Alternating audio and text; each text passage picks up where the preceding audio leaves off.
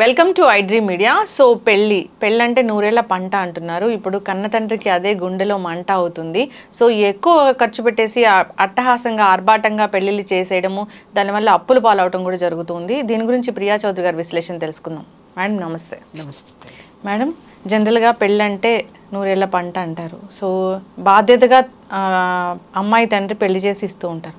అయితే ఇప్పుడు అట్లా కాదు, పెరిగిపోయాయి. సో ఈవెంట్ మేనేజర్ ఏం చెప్తే ఆ విధంగా పెళ్లి చేయడము, దానికి ఒక బడ్జెట్ ఉండడము, అది ఎక్సీడ్ అవ్వడము, తర్వాత ఆయనకు బాధ కలగడము, అప్పులు పాలవడము.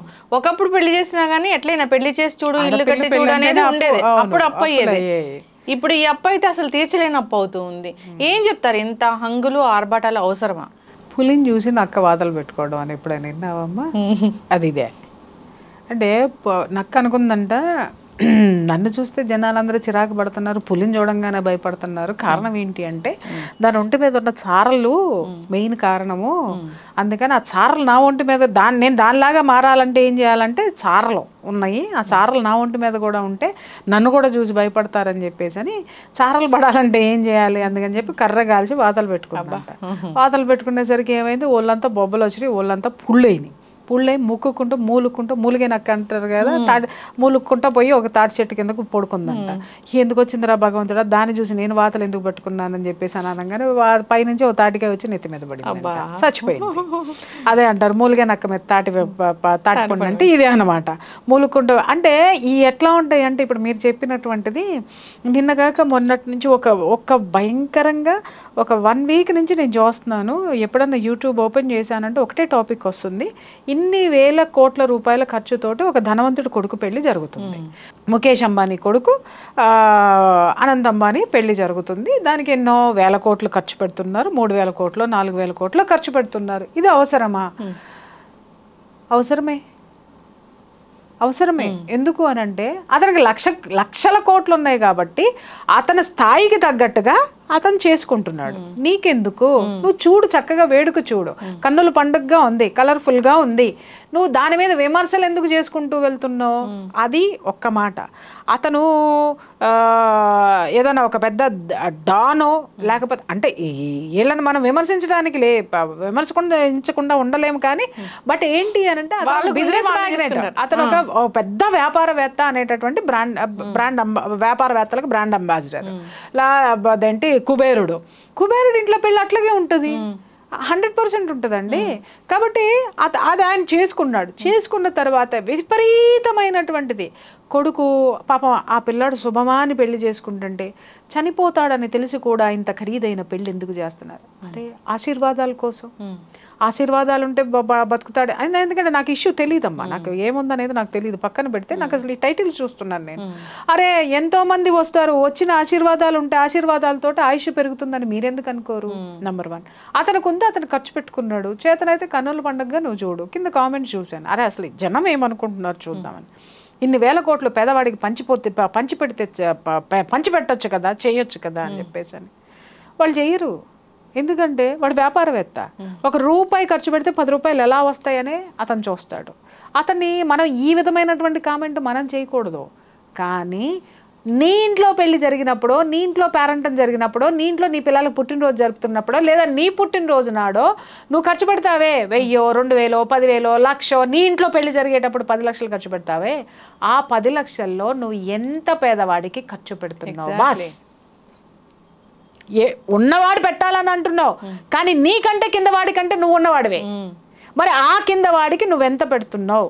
ఇప్పటికీ నా ఇంట్లో పుట్టినరోజులు జరిగిన, నా ఇంట్లో ఏదన్నా వేడుక జరిగిన దాంట్లో 10% ఖచ్చితంగా నేను పక్కకి తీసి పెడతా. ఫస్టే బడ్జెట్ అనుకుంటాను, పక్కకి తీసి పెట్టి ఏదైనా ట్రస్ట్కి ఇవ్వడమో లేకపోతే ఏదైనా గోశాలకు ఇవ్వటమో లేకపోతే ఏదో ఒకటి ఖచ్చితంగా నేను దాంట్లో చేసి తీరుతా, పెట్టను. అలాగని నేను ఇస్తున్నానని ఎక్కడన్నా మీరు చూసారా? నా ఫేస్బుక్లో కానీ చూపిస్తారండి. మనం దానం చేసింది కుడి చేతితో దానం చేస్తే ఎడం చేతికి తెలియకూడదు. అట్లా చేసి అదే నా ఆత్మ సంతృప్తి. ఎందుకని అంటావేమో, అరే ఈ స్థితికి నేను రావడానికి ఈ విషయం నాకు హెల్ప్ చేసింది, ఈ విషయంలో నేను హెల్ప్ చేయాల్సిన ఏమున్నాయి, నేను చేస్తా, ఖచ్చితంగా చేస్తా. అందరూ అనొచ్చు 10% ఎందుకు ఇస్తావమ్మా, 50% ఇవ్వచ్చు కదా అని అంటే ఇవ్వను. ఎందుకనంటే 90% నాకున్న రిక్వైర్మెంట్స్ అవి. నా రిక్వైర్మెంట్స్ నేను ఈ సమాజంలో ఉన్నందుకు నేను ఫుల్ఫిల్ చేసి తీరాల్సిందే. ఒక చిన్న విషయం చెప్తాను, ఉన్నవాడు ఉన్నట్టు ఎందుకు బతుకుతాడు అని అంటే వాడు అలా బతకకుండా కిందకి దిగి బతికాడంటే ఈడికేం పోయే కాలంలో ఈడెంత పిసినారు. ఇదే ముఖేష్ అంబానీ 100 కోట్లు పెట్టి తూతూ మంత్రంగా పెళ్లి చేశాడు అనుకుందాం. ఈడికేం పోయే కాలం అన్ని లక్షల కోట్లు ఏడ్చినా కొడుకుకి చూసావా, కొడుకు దగ్గరకు వచ్చేసరికి వాడు రూపాయి కూడా ఖర్చు పెట్టట్లేదు, ఈడెంత పిసినారని ఇదే జనం మాట్లాడతారు. ఖర్చు పెడితేనేమో దుబారా ఖర్చు అని మాట్లాడుతున్నారు, ఖర్చు పెట్టకపోతేనేమో పిసినారు అంటున్నారు. లోకో భిన్న రుచి, నరుడు నాలుగుకి నరం లేదు, అందుకని ఏది ఎట్లయినా మాట్లాడతారు. అయితే నువ్వు మాట్లాడేది ఏంటంటే హంగులు ఆర్భాటాలు ఆడంబరాలు చేయాల్సినటువంటి విషయం. అంటే ఇక్కడ అనిల్ అంబానీ ఆదాయం ఎంత ఉందమ్మా, లక్షల కోట్ల ఆస్తులు ఉన్నాయి, ఆదాయం కూడా అంతే వస్తుంది. దాంట్లో నుంచి అతను ఖర్చు పెట్టింది 1%. అతను ఖర్చు పెట్టుకుంది వినమ్మా, 1% అతను ఖర్చు పెట్టింది. సంవత్సరంలో అతనికి వచ్చే ఆదాయంలో నుంచి 1% మాత్రమే అతను ఖర్చు పెట్టాడు, రైట్? కానీ నీ ఇంట్లో నీ పెళ్ళికి నువ్వు ఎంత ఖర్చు పెడుతున్నావు, నీ ఆదాయం ఎంత, నీ ఆస్తులు ఎంత, నీ పెళ్లి ఖర్చు ఎంత బయటికి చాలా మంది ఆడపిల్లలు చూశాను పాపం ఇక్కడి నుంచి వెళ్ళి యూఎస్లో యూకేలో వెళ్ళి సంపాదించుకొని విపరీతంగా వాళ్ళు కష్టపడి తినను కూడా తినరు, కడుపు నిండా కూడా తినరు, అక్కడ సంపాదించుకున్నటువంటి డాలర్లో వచ్చినటువంటివన్నీ ఇండియాకు వచ్చి పెళ్ళిళ్ళు చేసుకోవడానికి దాదాపు లక్షలు గుమ్మరిస్తున్నారు. అసలు అంత గుమ్మరించాల్సినటువంటి అవసరమే లేదు. మెహందీలు అంటారు, తర్వాత ఏంటి సంగీత్ అంటారు, తర్వాత ఇంకేంటి ఈ మధ్య బ్యాచిలర్ పార్టీస్ అంట. ఇవన్నీ ఎక్కడున్నాయి అసలు? వీటి గురించి మాట్లాడి తర్వాత మనం ఆ పెద్దవాళ్ళ పెళ్ళిళ్ళ జోలికి వెళ్దామని. అసలు నీ ఇంట్లో నీ సాంప్రదాయం మెహందీ అనేది ఎన్ని సంవత్సరాల కిందట వచ్చి చేరింది, సంగీత్ అనేటటువంటిది ఎన్ని సంవత్సరాల కిందట వచ్చి చేరింది, బ్యాచిలర్స్ పార్టీ అని చెప్పి మందు పార్టీలు చేసుకుంటున్నారు. అసలు పెళ్లి ముహూర్తం పెట్టుకున్న తర్వాత అమ్మ 16 రోజుల పండగ అయ్యేంత వరకు శుభలగ్నం బయటికి వెళ్ళకూడదు, లగ్న పత్రిక రాసుకున్న దగ్గర నుంచి 16 రోజుల పండగ అయ్యేంత వరకు నాన్ వెజ్ కూడా తినరు. పెళ్లి కొడుకు దేంటి పొలిమేర కూడా దాటడు. ఒక్కసారి అది జరిగిపోయిన తర్వాత పొలిమేర దాటడు. అలాంటిది బ్యాచిలర్స్ పార్టీ అని చెప్పేసి అని ఒక 2 రోజుల ముందో 3 రోజుల ముందో పొలోమంట తాగుబోతులంతా ఒక చోట చేరి కోపంతో వచ్చిందో రాని నాకేం సంబంధం లేదు అందరూ చేరేసి తగలేస్తున్నారు. దేనికి తగలేస్తున్నారు? దీని గురించి మాట్లాడండి అయ్యా, కింద కామెంట్లు పెట్టండి. తాగుబోతులు బ్యాచిలర్ పార్టీల గురించి ఎవడికి నీ ఆరోగ్యాన్ని నువ్వు కొల్లబొడుచుకుంటున్నావు. బ్యాచిలర్ పార్టీ నువ్వు తాగేది కాక 10 మందిని పిలిచి, లేదా నీ చుట్టూ ఉన్న 10 మంది తాగుబోతులకి తాగుడు కావాలి కాబట్టి నేను బ్యాచిలర్ పార్టీ అని ఒకటి పెట్టాను, అయిపోయింది. మెహందీలు అసలు ఎక్కడ ఉందమ్మా మెహందీ? గోరింటాకు ఖచ్చితంగా పెట్టుకునేవాళ్ళు. ఆ రోజు రాత్రి రేపు పొద్దున్న పెళ్ళనగా ఈ రోజు రాత్రి కూర్చొని అందరూ పెట్టుకునేవాళ్ళు, లేదా 2 రోజులు ముందు పెట్టుకునేవాళ్ళు. అది చక్కగా ఒక వేడుక అందరూ ఒక చోట కూర్చొని పెట్టుకున్నారు. ఇప్పుడు దానికి మెహందీ అని చెప్పి దానికి ఒక హల్దీ ఫంక్షన్ అంట. హల్దీ ఫంక్షన్ అనేది ఎక్కడి నుంచి వచ్చింది అసలు మీకు? ఇవన్నీ ఎవడు క్రియేట్ చేశాడు అని అంటే ఈవెంట్ మేనేజర్లు క్రియేట్ చేశారు. ఎందుకు క్రియేట్ చేశారంటే వాడికి బడ్జెట్ పెరగాలి, వాడికి పేమెంట్లు రావాలి, వాడు బేసిక్గా బెంచ్ కార్లు వేసుకొని తిరగాలి, లేదా వాడు కాస్ట్లీగా బతకాలి. కాబట్టి ఒకప్పుడు పెళ్ళిళ్ళు పురోహితులు ముహూర్తం పెట్టి శాస్త్రం ఎలా చెయ్యాలి, పెళ్లి క్రతువు ఎట్లా చెయ్యాలి అనేది వాళ్ళు ఒక లిస్టు రాసిచ్చేవాళ్ళు, ఓకే, లేదా వాళ్ళు పద్ధతి చెప్పేవాళ్ళు. ఇదిగమ్మ ఇది ఇక్కడ పెట్టండి, ఈ రోజు ఇది చేయండి, లగ్న పత్రిక చేయండి, తర్వాత ఇది చేసుకోండి, ఈ తర్వాత ఇది చేసుకోండి, పెళ్లి రోజు పొద్దున్న గౌరీ పూజ చేసుకోండి, ఇవన్నీ చేసుకోండి, తర్వాత ఇచ్చి పుచ్చుకుంటారు, ఈ రోజు ఇచ్చి పుచ్చుకోండి, ఇవి పెట్టుకోండి, పెట్టుబడులు ఇలా పెట్టుకోండి. సాంప్రదాయాల గురించి వాళ్ళు చెప్పేవాళ్ళు. అకార్డింగ్ టు మన శాస్త్ర ప్రకారము ఈ పెళ్ళిళ్ళు అనేటటువంటివి జరిగాయి. అసలు నీ శాస్త్రంలో ఏడేడ్చింది? హల్దీ ఫంక్షన్ అంటావు, మెహందీ ఫంక్షన్ అంటావు, తర్వాత దాన్ని ఏమంటారు పార్టీస్, మ్యూజిక్, సంగీత్ అంటావు. వీటన్నిటిని ఎవడు తెచ్చి చేర్చాడు రా? నాకు అర్థం కాక అడుగుతాను. పూలిని చూసి నక్క వాతలు పెట్టుకోవడం అన్న మాట్లాడాను కదా, వాడు పెట్టాడు కదా, వాడు 10 లక్షలు పెట్టి సంగీత్ పెట్టాడని చెప్పి లేనాడు 2 లక్షలు పెట్టి పెడతాడు. ఎక్కడ పెడతాడు? వాడు ఉన్న ఇంటి ముందరే ఒక ఇది వేసి. నాకు ఇట్లా నేను అంటున్నానని మీరు బాధపడద్దు, ఎందుకంటే ఎంజాయ్మెంట్లు కావాలి. కానీ పెళ్ళి అంతా అయిపోయిన తర్వాత హ్యాపీగా అందరూ కలిసి కూర్చొని ఒక వేడుక పెట్టేసుకోండి, ఖచ్చితంగా పెట్టుకోండి. ఆ కుటుంబాలు ఈ కుటుంబాలు కలిసి పెట్టుకోండి. కానీ వీటికి ఎంత ఖర్చు అవుతుంది? ఈ ఖర్చుని ఒకడిని చూసి ఒకటి చెయ్యకపోతే మళ్ళీ బ్లేమ్లు. ఎందుకంటే వీళ్ళు చేసిన అన్ని ఫేస్బుక్లో వీడియోల ద్వారా దీని ద్వారా ప్రీ వెడ్డింగ్ షూట్లు అంట, పోస్ట్ వెడ్డింగ్ షూట్లు అంట, తర్వాత దాన్ని ఏమంటారు డెలివరీకి చేసే బేబీ బంప్ షూట్లు. ఎక్కడి నుంచి వచ్చినాయి అమ్మ ఇవన్నీ? కూడా ఇన్స్టాగ్రామ్ ఆడు బతికేయడానికి, యూట్యూబ్ ఆడు బతికేయడానికి, లేకపోతే దాన్ని ఏమంటారు ఈ ఫేస్బుక్లో ఆడు బతికేయడానికి తీసుకొచ్చినటువంటి ఈ దరిద్రపు కల్చర్ని తీసుకొచ్చి మనం ఆపాదించుకొని ఈరోజు దుబారా ఖర్చులు అయిపోయినాయి అంటే కంట్రోల్ చేయాల్సింది ఎవరు? నిజంగా చెప్తున్నా. మా ఇంట్లో నిన్న మొన్న పెళ్ళి అంటే నేను ఒకటే చెప్పాను, సంగీతంలో గిమ్మమ్మాయి అంటుంది అర్జెంటుగా పెళ్లి ముహూర్తం పెట్టండి అని. ఎందుకు వాళ్ళ అన్నకు పెళ్ళి అవ్వాలని దాని ఎంత బాగా కోరుకుంటుందో అనుకున్నా. కారణం ఏంటంటే నేను సంగీతకి నాకు మంచి డ్రెస్ కొనుక్కోవాలి, మెహందీకి నేనన్నా తోలు తీసేస్తా, ఏ ఫంక్షన్లో ఉండవు, పెళ్ళికి ఏం అవసరం, శాస్త్రబద్ధంగా ఏదైతే జరుగుతుందో అదే ఇంట్లో జరుగుతుందో తప్ప అంతకు మించి నా తెలుగు సంస్కృతిలో లేనటువంటి పెళ్లి వేడుకలో లేనటువంటిది ఏది కూడా ఈ ఇంట్లో ఉండదు, ఉండడానికి వీల్లేదు. అవును, కానీ అమ్మాయి ఫాదర్ మీద ఎంత బర్డెన్ పడుతుందో కదా. అమ్మాయి ఫాదర్ మీద కాదమ్మా, కుటుంబం మొత్తం ఛిద్రం అయిపోతుంది కదా మొత్తం. అంటే ఇక్కడ ఇప్పుడు ఇదే చెప్తున్నాను కదా, వినండి. ఇక్కడ నేనేం చెప్పాను, పాపం ఇక్కడ నుంచి దేశం వదిలిపెట్టి వెళ్ళిపోయిన ఆడపిల్లలు వాళ్ళు కష్టపడి సంపాదించుకున్న సంపాదన ఏట్లో పోసినట్టు ఇట్లా పనికి మాలిన వాటికన్నిటికీ ఖర్చు పెట్టట్లేదా? చాలా మంది మాట్లాడతారు ఏంటి అంటే అబ్బా వీడియోలు చూసుకోవచ్చు జీవితాంతం అని. నిజమే, కానీ ఈ వీడియోలు ఒకప్పుడు పోయిన తర్వాత నువ్వు ఈరోజు రూపాయి కూడబెట్టుకొని వెళ్తే భవిష్యత్తులో నువ్వు ఎన్నో వేడుకలు చేసుకోవచ్చు. నువ్వు సంపాదించినట్టు వేడుకల రూపంలో ఇక్కడే నువ్వు ఖర్చు పెట్టేసుకొని వెళ్ళిపోతే వీడియోలే మిగులుతాయి జీవితంలో. ఒకప్పుడు అలా ఉన్నాం, అబ్బా అంత బాగా పెళ్లి చేసాం, అంత మంచి డ్రెస్సులు కొన్నాం, అంత కాస్ట్లీ చేసామని నువ్వు వీడియోలో చెప్పుకోవాల్సిన పరిస్థితికి ఇవాళ ఎన్ని కుటుంబాలు వస్తున్నాయో నాకు తెలుసు. ఎందుకంటే ఇలా ఛిద్రమయ్యి కొట్లాడుకుని నా దగ్గరికి పంచాయతీలు ఉన్నాయి కాబట్టి చెప్పాల్సిన బాధ్యత నాకుంది. తల్లిదండ్రులు ఒక్కొక్కరు చెప్తారు ₹1 కోటి ఖర్చు పెట్టానంటే పెళ్లి కంటే నేను షాక్ అవుతాను. ఏంటండి ₹1 కోటి ఎందుకు ఖర్చు పెట్టారంటే సంగీత్ కండి, మెహందీ కండి, హల్దీ కండి, దానికండి, దీనికండి, కాస్ట్యూమ్స్ అండి. చివరికి పురోహితుడికి ఇచ్చింది ఎంత తిప్పి కొడితే 25,000 ఉంటాయి, లేదా ఒక 50,000 ఉంటాయేమో. అంతకు మించి మిగిలినాటి అన్నిటికీ దేనికి డెకరేషన్ చేయండి. పెళ్లి మండపం బ్రహ్మాండంగా ఉండాలి, వేడుక పెళ్లి వేడుక మాత్రమే బ్రహ్మాండంగా ఉండాలి తప్ప మనకి కానివన్నీ మనం పూసేసుకొని మనం చేసేసుకొని ఇవన్నీ పెంచుకుంటూ ఒక మధ్యతరగతి కుటుంబాలు ఇవాళ రోడ్డును పడడానికి కారణం ఏంటమ్మా? ఎక్కువ ఈ దరిద్రం ఎక్కడ ఉంటుందంటే మధ్యతరగతి కుటుంబాలకి ఉంటుంది. ఎందుకంటే ఫాల్స్ ప్రెస్టేజెస్లో బతికేస్తారు. ఇవాళ చూడండి, నిన్న మొన్న ఒక సర్వే, ఐఫోన్లు ఎవరు ఎక్కువ వాడుతున్నారు అని అంటే middle class, below middle class. పైన ఉన్నాడు అందరూ ఆండ్రాయిడ్లే వాడుతున్నాడు. ఎందుకు అని అంటే ప్రెస్టేజ్, నేను రిచ్ అని వీడు చూపించుకోవడానికి కొంటున్నాడు. వీళ్ళు చూపించుకోవాలి, వాళ్ళకి అవసరం లేదు. ఎస్, నేను ఐఫోన్ వాడుతున్నా, నేను ఐఫోన్ వాడుతున్నాను. బట్ నేను ఎందుకు వాడుతానంటే నా సెక్యూరిటీ కోసం, బికాస్ నా ఇష్యూస్ నాకు ఉంటాయి. సెలబ్రిటీస్ ఎప్పుడు కూడా అది లాక్ సిస్టమ్ ఉంటుంది, ఇంకొకటి దాంట్లో జోన్లోకి రావడానికి ఉండదు. ఒక సెక్యూరిటీ పర్పస్ కోసం నానా దరిద్రాలు దాంట్లో ఇది చేయకుండా ఉండడం కోసం అని చెప్పేసి నేను సెక్యూరిటీ కోసం వాడుతున్నా. నాకు తర్వాత అనిపించింది ఎవరిదేవడా తీసేస్తే పోతుందేమో ఐఫోన్ అని చెప్పేసి. అంటే చూడండి మనుషులు ఎలా ఉన్నారో.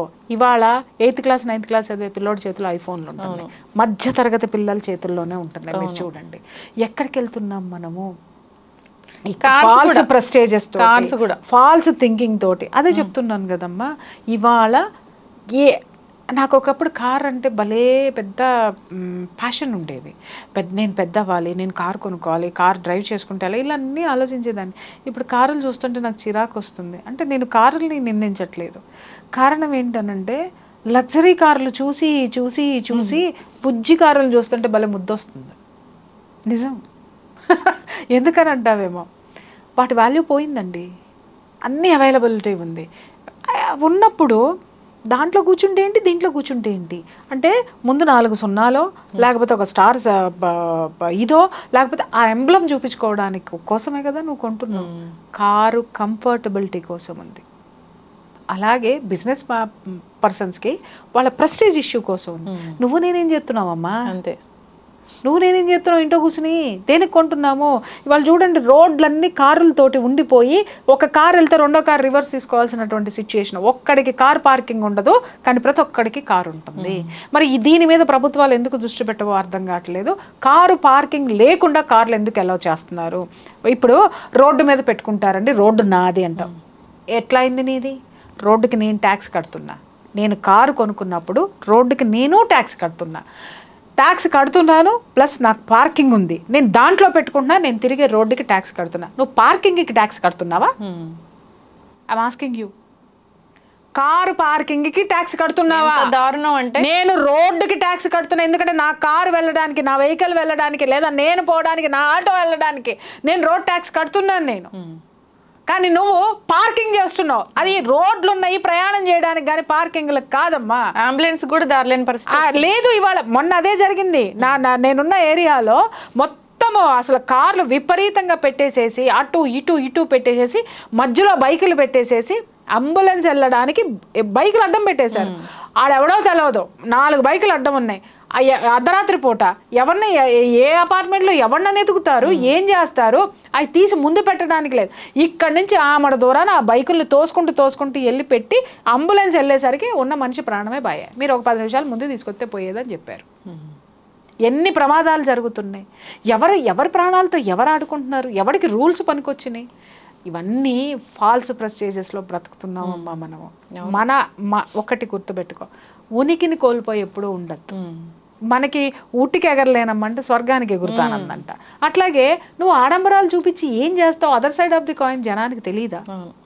తెలుసు ఖచ్చితంగా, నువ్వు చూపించినంత వరకే. కానీ అవతల వైపు చూపించేవాడు కూడా వస్తాడు, అది మర్చిపోవద్దు.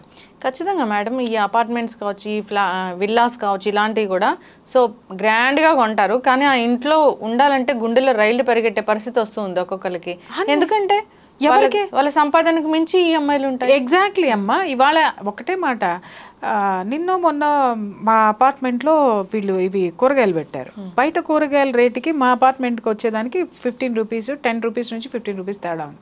నేను అడిగా, ఏంట్రా బయట ఇట్లా ఉన్నాయి, మీరేంటి ఇక్కడ పెట్టారు ఆ అపార్ట్మెంట్ లోపల? అమ్మ లోపలికి వచ్చి పెట్టాం కదమ్మా, మీరే ఇట్ట మాట్లాడితే ఎలాగమ్మా అంటే, నేనన్నా ఊరే ఈ అపార్ట్మెంట్లన్నీ కాస్ట్లీ అపార్ట్మెంట్లన్నీ మాయ అనుకుంటున్నావా? అవన్నీ బ్యాంక్ ఆడిరా, మాయ కాదు. నెలకు వచ్చేసరికి భారీ మొత్తంలో చెల్లిస్తున్నావు వాడికి, అంతేగాని ఇవన్నీ మాయ కాదు. చూసేటు నీకు నువ్వే ఏ రోజు సంపాదన ఆ రోజు హ్యాపీగా జేబులో వేసుకొని నీ ఇంట్లో నువ్వు ఉంటున్నావు. బట్ మా అట్ట కాదయ్యా, వచ్చే సంపాదన మాది, ఇంకే సంపాదన వచ్చినా కూడా వీటికి కట్టడానికే మాకు సరిపోవట్లేదు. ఇవన్నీ చూసి నువ్వు మోసపోమాక, నీకంటే కూడా కింద స్థితిలోనే మేము బేరాలు అడుగుతాము, దయచేసి మాకు ఇవ్వు అని చెప్పేసాను. అంటే నా చుట్టూ ఉన్న వాళ్ళందరూ నవ్వారు, నిజమేనండి మీరు మాట్లాడింది అని చెప్పేసాను. అట్లా ఉంది పరిస్థితి, situation. False prestiges, false thinkings, false show పుటప్లు, ఇవన్నీ బ్రాండెడ్. ఏందమ్మా ఇది? నువ్వు ప్రశాంతంగా ఉండడానికి నీకేం కావాలో అది ఏర్పరచుకో. ఇంకొకటి, నీ అవసరం నువ్వు బ్రతుకున్నంత వరకు ఈ సమాజంతో పెట్టుకో. నీకు కార్లు ఉంటే ఎవడు చూస్తాడు, బంగళాలు ఉంటే ఎవడు చూస్తాడు, ఏది ఉంటే ఎంత ప్రశాంతంగా ఉన్నావో నీకు. ఎగ్జాక్ట్లీ. హెల్దీగా ఉండాలి, ప్రశాంతంగా ఉండాలి. కంటి మీద నిద్ర లేకపోతే ఈ బాధల వల్ల నేను నా చుట్టూ చాలా మందిని చూస్తాను. ఇవాళ చూస్తాను, రేపు వచ్చిన తర్వాత మేడం అది ఆ ప్రాపర్టీ కొనేసామండి, అక్క ఈ కారు కొనేసామండి. నేను చూస్తే ఆ వాటికి కట్టడం కోసము వీళ్ళు ఒక్క నిమిషం కూడా ప్రశాంతం, ఎప్పుడు ఇలా గుడి జబ్బులు వస్తాయో అనే టెన్షన్ నాకు. ఒక్క నిమిషం కూర్చోలేరు. నేను ప్రశాంతంగా మాట్లాడుకుంటాం కూర్చొని, ఒక్క నిమిషం నేను వాళ్ళతో కూర్చొని మాట్లాడుతుంటే వాళ్ళు ఎక్కడో ఆలోచిస్తూ ఉంటారు, ఎక్కడో ఏదో చేస్తారు, టెన్షన్ ఏవో ఫోన్లు, ఏవో ఇది ఏదో కథ, అసలు అక్కడ ఆ పని చేయాలి, ఇక్కడికి వెళ్ళాలి, అక్కడికి వెళ్ళాలి, అది చేయాలి, ఇది చేయాలి.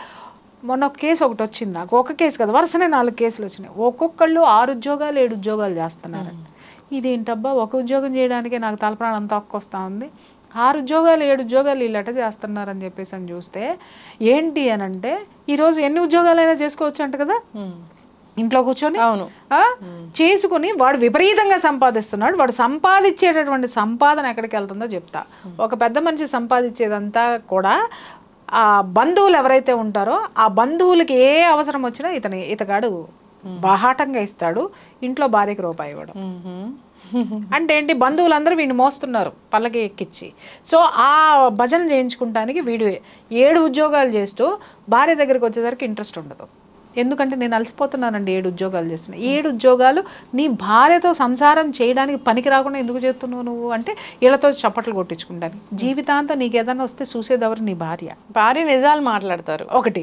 రెండోది, ఇంకొకటి 9 ఉద్యోగాలు చేస్తున్నాను అన్నాడు. ఆ 9 ఉద్యోగాలు చేసేవాడి సిచ్యువేషన్ ఏంటి అని అంటే సేమ్ ఇదే సిచ్యువేషను. భార్యాభర్తల మధ్య అన్యోన్యత లేదు, ఏమీ లేదు. ఎందుకురా నాయన అంటే ఇది ఏంటి అని అంటే, మా ఊర్లో ఇప్పటికే నేను ఇన్ని కోట్లు పెట్టి ప్రాపర్టీస్ కొన్నానండి, ఇంకొక 25 ఎకరాలు ఉంది, అది నేను కొనాలి, ఇవన్నీ నా టార్గెట్స్ అండి అని అన్నారు. అరే నీ వ్యక్తిగత జీవితాన్ని కూడా నువ్వు వయసులో ఉన్నప్పుడు నువ్వు ఎంజాయ్ చేయలేనటువంటి నీ టార్గెట్ ముసలోడు అయిపోయిన తర్వాత కావాలనుకుంటే ఎవడొస్తాడరా నీకు? సంపాదించి ఏం చేస్తావు? దేనికైనా ఒక లిమిటేషన్ ఉంటుంది. పెళ్ళికైనా, పేరంటానికైనా, ఆస్తులకైనా, అంతస్తులకైనా. చూడమ్మా, కింద పిల్లరు నువ్వు ఎంత బలంతో వేస్తావో అంత బలం మాత్రమే పైన మోస్తుంది దాని మీద పెడితే. అంతేగాని 10 అంతస్తులకి పిల్లర్స్ వేసి నువ్వు 20 అంతస్తులు పర్మిషన్ ఉంది కదా అని లేపావు అనుకోమ్మా, ఏమవుతుంది? మొత్తం కూలిపోతుంది. ఇవాళ మనుషులు చేసే పని అదే. ఆర్భాటాలు, హంగులు, ఫాల్స్ ప్రెస్టేజెస్కి పోయి పోలిని చూసి నక్క వాతలు పెట్టుకున్నట్టు వాతలు పెట్టుకుంటున్నారు. ఎస్, ఖచ్చితంగా మేడం, అందరూ కూడా ఆలోచించాల్సిన పరిస్థితి అయితే వచ్చింది.